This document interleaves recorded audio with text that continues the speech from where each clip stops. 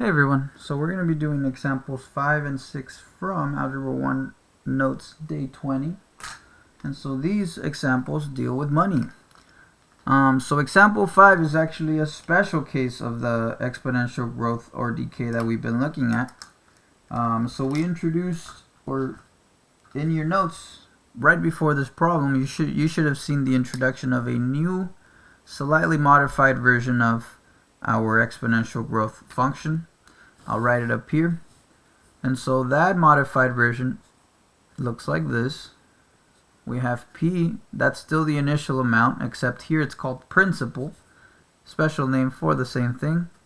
And then we're going to go 1 plus, and then here's where it changes, R divided by N to the N times T power. Now why did we change that formula? Well, before our situation, our formula really just always assumed that in a year all we're doing is we're counting that interest once per year. Now in the real world, realistically speaking, it's actually more of a compounded interest, and that is a fancy way of saying when you apply interest to interest. So it's very redundant. But this formula here takes into account how many times we're compounding per year, right? So that N is important. And so anytime you're reading a word problem and it shows you this word right here, compounded, and then it gives you a time frame, you should be thinking about this formula right there. So with that being said, let's go ahead and let's start building this equation, this function I mean. So it says you deposit $100 in a savings account. Again, that should ring a bell. That right there is my principal amount, P, because that's my initial. So I'm going to start by writing this as Y is equal to 100. And then we're going to do 1 plus. Now 6%, that's not a decimal, so I got to make it a decimal by dividing it by 100. That gives me 0.06. 0.06, and we're going to divide that by the amount of times we're compounding this in a year. So because it says monthly, we know that there are 12 months in a year. So in this case, N has to be 12. So we're going to put that there, 12. And then up here we have to multiply it by the T2, so we have 12 times T. And now if we want to make this look a little bit prettier, we are going to have to figure out what 1 plus 0.06 divided by 12 is. Turns out that is 1.005. So the solution to example 5 would be 100, 1.005, 12 times T. And that gives us a pretty accurate function for how much money or how much our balance will be after T years and down the line.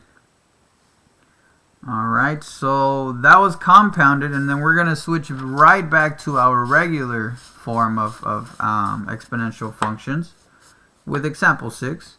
Now example 6, you're going to notice that part B says refer to notes for the graph. So yeah, the graph is already there. I'm not going to draw it here because I will certainly not do it justice with my handwriting. But definitely take a look at it once you run through this explanation. So let's see what it says. The table shows a balance of a money market account over time. And it says write a function that represents its balance after T years.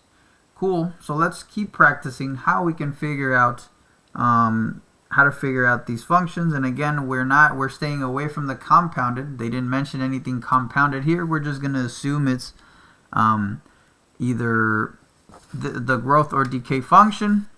However, one quick look at my table here tells me that might be exponential growth since my money is getting bigger as time goes by. But now let's see. Now that we know that this might be an exponential growth, we have to figure out what is our constant factor. By what number do I keep multiplying my y values over and over to find my next one? So first and foremost, I double check that my x's are rising by the same value. And they are, right? Each of these is increasing by 1 each step of the way. And now because I don't really have a calculator built in my head, I don't know what 100 times some number is, and that gives me 110. So instead of doing that, we're going to work backwards, right? We're going to see if we can find a constant ratio. So we're going to pick any number from here. I'll pick 110. And then we're going to divide it by the y value that's immediately before it. So here would be 100. And so if you punch in 110 divided by 100 in a calculator, you're going to get that that is 1.1. And now if we find this constant ratio one more time with any other two of these y values, then we know that this right there has to be our constant factor. Let's see. So we're going to pick any random two y values, or any value that's down here, and then I'm going to do 161.05. And remember, once you pick one, you immediately have to pick the one right before it. So I'm going to do that, and then just to kind of prove a point, I'm going to go over here and type in 161.05. Oops, just 15, and then we're going to divide that by 146.41, only for this to give us a very, very close approximation of 1.0999999. So we might as well just call it 1.1. And so if you notice, we did get a constant ratio, so that's got to be that one number that we keep multiplying over and over. So 100 times 1.1 gives me 110. 110 times 1.1 gives me 121, and so on and so forth. Now we're ready to build this function. And so this function is going to be y is equal to initial amount $100 according to this table. That same number we keep multiplying over and over and over, that's 1.1. And we're going to send that to the t power. And now there it is. That's the formula. Sorry, not the formula, the function we were looking for. And so if you refer to the notes, you should be able to see a very nice graph representation of this scenario here.